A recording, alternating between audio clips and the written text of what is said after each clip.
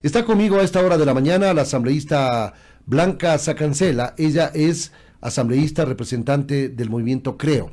Asambleísta, bienvenida, muchas gracias. ¿Hay o no hay los votos suficientes? 92, una mayoría calificada. Bienvenida, buenos días. Gracias, Wilson. Buenos días. Un saludo a todos quienes nos escuchan. Bueno, no existen los votos, no han existido desde el inicio. Y es así que el inicio, cuando plantearon este denominado juicio político, porque ha sido un fiasco, un fracaso de intento de juicio político, como se lo ha visto hasta el día de hoy, y nosotros lo dijimos desde el inicio, decían que tenían 120 votos, luego dijeron que habían 110, luego 104, que tenían 98, bueno, que tenían... el informe de la comisión especial fue aprobado con 104 votos, ¿no? Así es, pero el informe decía que se investigue, que continúe. Si existía una duda y decían los proponentes que tenían los elementos, las pruebas para comprobar una responsabilidad por peculado, responsabilidad política por peculado, el informe lo que decía, ok, avance, continúe e inicie el juicio político. La Corte Constitucional dijo, ok, tienen los elementos, avance. Estamos en el juicio político. ¿Han podido probar? No. ¿Existe una prueba? No.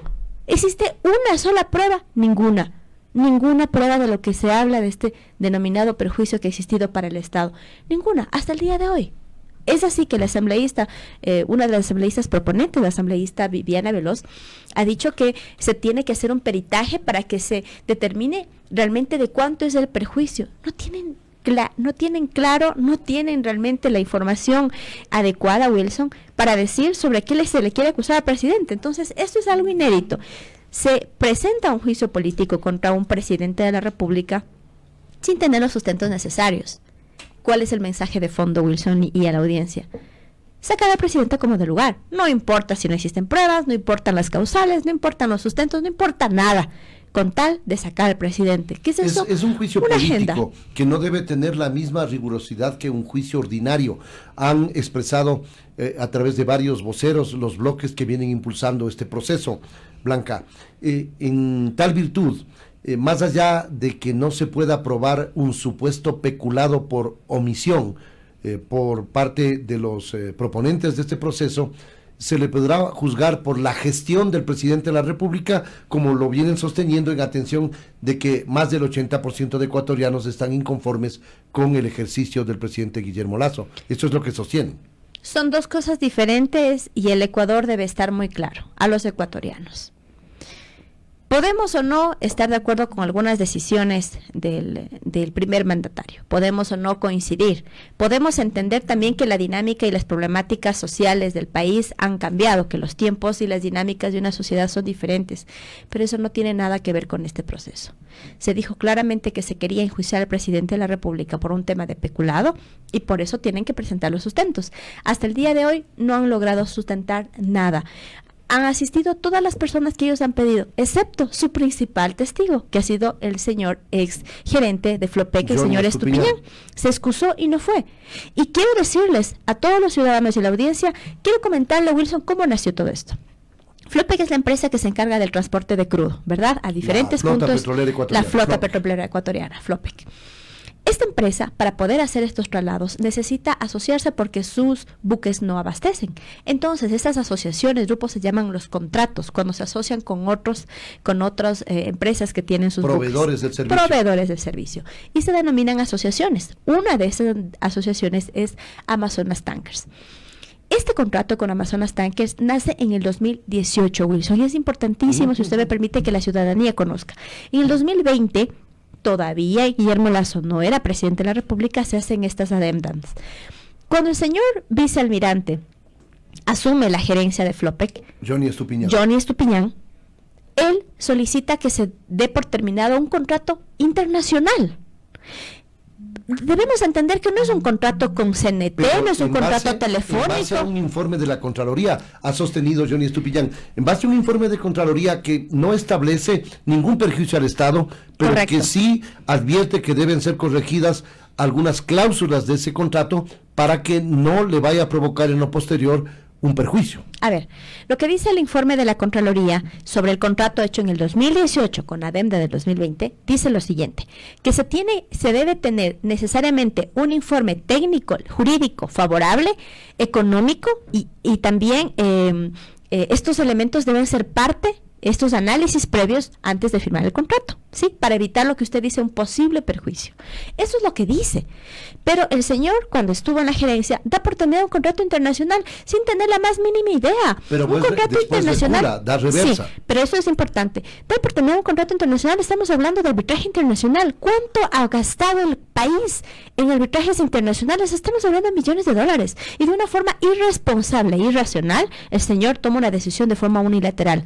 Eso es lo que le trajo al país un perjuicio de casi los 6 millones de dólares de lo que se le está hablando. Esa acción irresponsable. Y por eso es la salida del señor Estupiñán de su cargo. Señor que cuando se le notificó, pidió incluso una acción de protección, un GES, para no ser movido de su puesto. Y que empezó toda esta serie de informaciones falsas. Si tenía toda la certeza de sus decisiones, este informe de la Contraloría y todos los elementos, ¿por qué el señor ex vicealmirante John Estupiñán no asistió a la comparecencia? Se excusó. No fue el principal sustento de la parte acusadora, estimado Wilson. Entonces, esto es como un juicio, podrá ser político, podrá ser diferente, tendrá este carácter político, pero no deja de ser un proceso serio, no deja de ser un proceso que sin duda habla y afecta a la estabilidad del país, y no deja de tener el proceso de cargo y descargo, y precisamente eso es lo que se necesitaba, la comparecencia del señor Estupiñán para que él diga qué es lo que ocurrió. El señor no asistió y se excusó. Eso es un acto irresponsable con el país. Bueno, él ha dicho que no ve objetividad en la presidencia de esa comisión legislativa, de la comisión de fiscalización que la preside Fernando Villavicencio. Asambleísta Sacancela, es importante conocer por qué la certeza de que no hay los votos necesarios. ¿Acaso porque se ha concretado las negociaciones con algunos asambleístas como Javier Ortiz, como lo vienen denunciando al interior del Partido Social Cristiano? ¿Acaso porque el hombre del maletín, del que hablan también, que está caminando por los pasillos de la Asamblea Nacional, ha dado frutos y ha virado la voluntad de algunos asambleístas de Pachacuti, de la izquierda democrática y a lo mejor socialcristianos también? Lo dicho por el señor Estupiñán antes de pasar esta pregunta es falso. Es falso y es mentira. Es una absoluta falsedad. Porque quien preside la comisión hasta el día de hoy, que es la sustanciación, es la asambleísta Belén Cordero. Nada tenía que ser el señor Villavicencio presidiendo, porque fue apelada a la presidencia desde el día 1. Porque ella pertenece al bloque legislativo de Creo, partido no importa, al que pertenece el propio presidente de la República. Sí, pero eso no importa. El señor debía dar la cara donde sea. Falta objetividad. Bueno, entonces eso es una irresponsabilidad con el país, porque no es cuestión de lanzar un tema y desaparecerse sobre pretexto de cualquier cosa. Eso hay que decirlo. Ahora, respecto de estos temas y de estos rumores que se dice de este hombre del maletín, esta leyenda urbana que les hemos escuchado, yo desde que estoy en la escuela escucho de esta leyenda urbana del hombre del maletín y de que algunas posiciones de los asambleístas han cambiado, so pena de que algo se les ha de verdad. A ver, querida audiencia, es importante indicar que cuando los opositores, ¿no es cierto?, quienes hacen oposición, quienes fueren que sea, ven que sus objetivos y sus intereses no se van a dar como ellos han pensado y que las voluntades no están, lo fácil es atacar y denigrar, porque la acción de los cobardes es esa, atacar y no luchar con las ideas. Es lo que han hecho con algunos asambleístas. Todos hemos asistido y hemos visto por las redes sociales el desarrollo de la sesión. Yo he asistido en particular a todas las sesiones de la Comisión de Fiscalización. Y este es un juicio caído. Los asambleístas son conscientes de que no existe ningún elemento de sustento para poder mantener y sostener este juicio político. Tanto es así que ya ni los proponentes asisten todos a las sesiones. Han dejado a 1 o 2 asambleístas por ahí para que den la cara y el resto ya ni siquiera habla. Y los asambleístas que nosotros estamos viendo el día a día el desarrollo, tenemos pues conciencia, tenemos razón, tenemos opinión. El voto es la expresión máxima de la conciencia de un asambleísta. ¿Y cómo vamos a dar el voto por un elemento que estamos dándonos cuenta que ni siquiera tiene el sustento ni las garantías válidas para presentarse como un juicio político? ¿Cuántos asambleístas estarían en contra de la censura y destitución del presidente Guillermo Lasso? Porque se habla de que deberían completar al menos 46 para evitar que se cumpla esa mayoría calificada de 92 votos para sacarlo del cargo al presidente. Estimado Wilson, yo lo que le puedo decir es que nosotros no estamos dedicados a contar o no los votos. Nosotros estamos dedicados al margen de esto, a hacer nuestro trabajo. hacer nuestro trabajo como acciones. Por ejemplo, le cuento, yo he recibido en mi despacho denuncias de algunas personas que dicen que han sido debitadas de sus cuentas bancarias valores por más mínimos sin autorización. Estoy pidiendo la comparecencia de la superintendenta de bancos, estamos presionando sobre la reforma a la ley orgánica de contratación pública, estamos trabajando en la comisión de enmiendas ocasionales que esta semana justamente tiene que sacar el informe para segundo debate para que por constitución las Fuerzas Armadas puedan apoyar extraordinariamente de forma complementaria a la Policía Nacional, como en la zona 8 y demás, donde han existido resultados favorables. Quienes están preocupados en contar los votos son los proponentes y quienes han hecho oposición a este gobierno desde el día 1, porque tienen una agenda muy marcada. Lo que sí nosotros podemos decir que en el desarrollo de nuestra función y de nuestro trabajo, que es legislar y fiscalizar, hemos coincidido con varios asambleístas que, como usted bien empezó diciendo, han sido incluso amenazados, acosados por algunas organizaciones que dicen haberles patrocinado, que dicen haberles puesto ahí y que se deben a ellos y que les responden a ellos. Falso. Cada asambleísta respondemos y nos debemos a nuestros mandantes, no a una, ni a dos, ni a tres personas. Eso es falso. Querer actuar con un sistema de caudillismo en el Ecuador no es viable y esas prácticas políticas debemos nosotros rechazar, más aún en un sistema democrático y en una república como la que nosotros tenemos. Ahora, Blanca, estamos dialogando con la asambleísta Blanca Sacancela, ella es asambleísta del movimiento Creo. La posibilidad de que, si no se logran los votos para censurar al presidente de la República, Guillermo Lasso, se genere un caos de inestabilidad y de violencia que termine rompiendo el orden constitucional y sacando a la fuerza al presidente de la República, es un escenario que ustedes advierten, porque de acuerdo a dirigentes de la CONAIE como Leonidas Diza, el descontento es generalizado y mayoritario. A ver, nosotros no le apostamos ni al caos, ni al fracaso, ni a la anarquía, ni a la desestabilización. Nosotros le apostamos a un Ecuador al cual todos cumplimos un papel y todos debemos arrimar el hombro, aún más con la grave crisis de inseguridad. Es indolente que quienes hoy, viendo lo que está pasando en materia de seguridad, todavía siguen pensando en el juicio político. Es indolente que quienes hoy están viendo que los jueces dejan libres a personas con riesgo delincuencial, hoy siguen pensando en el juicio político. Es indolente que esas personas todavía, viendo cómo la ley de contratación pública es uno de los problemas para no tener el abastecimiento de medicinas y luego le culpan al gobierno, sigan con sus agendas en el juicio político. Nosotros no le apostamos al caos ni a la anarquía. Creemos que el Ecuador merece dar un paso hacia adelante, hacia el futuro, pasar de ese pasado nefasto de desestabilización. Nosotros le estamos apostando al trabajo. Y en ese camino nosotros nos vamos a embarcar. La inestabilidad lo que trae es la pérdida del empleo, que los emprendedores cierran sus negocios. El día de ayer, Wilson, yo conversaba con una de las personas que tiene unos negocios justamente. Pero ante ese escenario ustedes han planificado una reacción, porque ese es el escenario que a lo mejor se está cocinando en atención a que, como usted dice, no se lograrán los votos para la destitución. Lo que nosotros estamos es mirando hacia adelante, porque este denominado juicio político realmente está caído, no tiene asidero, no tiene futuro y no va a pasar en la Asamblea. ¿Qué es lo que va a pasar? Que el 14 de mayo nos tenemos que reunir nuevamente para la recomposición de la Asamblea Nacional, para mirar el trabajo de las comisiones y para plantear una agenda legislativa que realmente responda a la ciudadanía.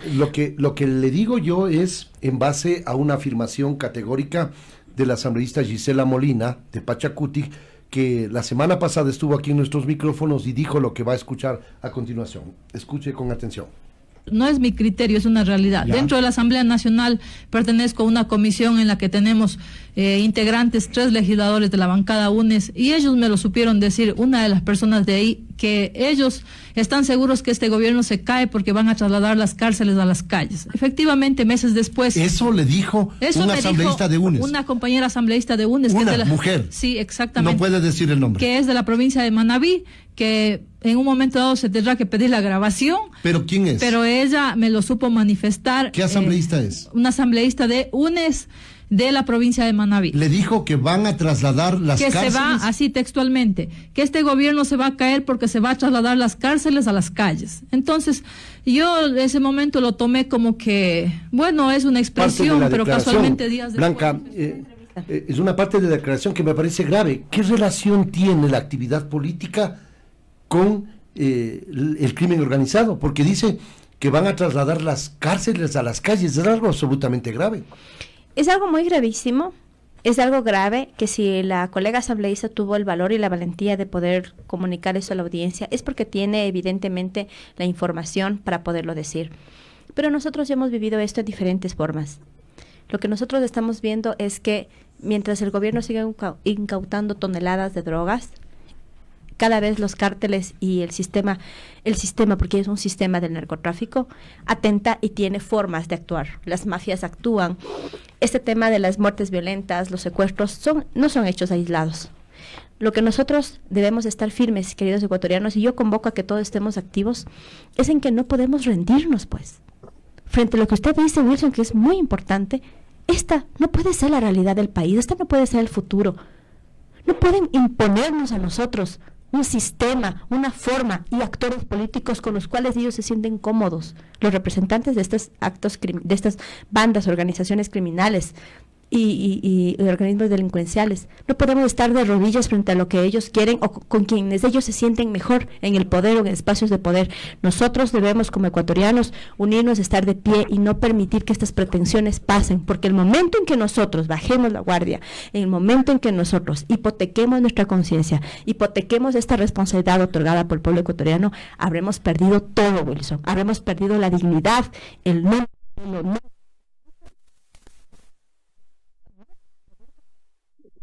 Le pregunto finalmente, la elección de nuevas autoridades en la Asamblea y la conformación de las comisiones legislativas permanentes se ha constituido en una moneda de cambio de cara a la posición que asuman determinadas bancadas o asambleístas, no sé si independientes o pertenecientes a algunos de los bloques, en el juicio político en contra del presidente Lasso. A ver, querido Wilson, es importante lo que usted dice. Debemos entender que en el Parlamento se llegan acuerdos y consensos. Por más bloque legislativo que sea, no es como antes que tenían 97 voluntades o 104 voluntades y no tenían que pedir opinión, participación a nadie, ellos decidían todo. Y quien no estaba en las filas, pues cuidado, porque ahí venía el hachazo para quienes se decidían rebelarse.